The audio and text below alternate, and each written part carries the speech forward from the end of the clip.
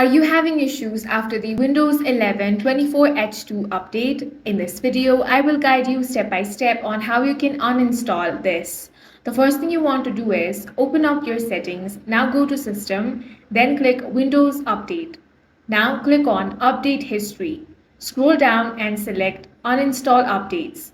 In the new window, locate KB5063878 from the list of installed updates.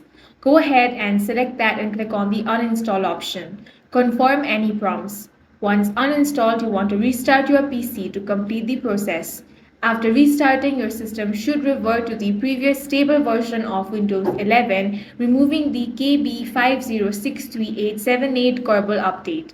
If you want to prevent it from reinstalling automatically, you want to use pause updates and Windows update settings temporarily. That's all for this video. If you found it useful, make sure to hit the like button and subscribe for more videos like this.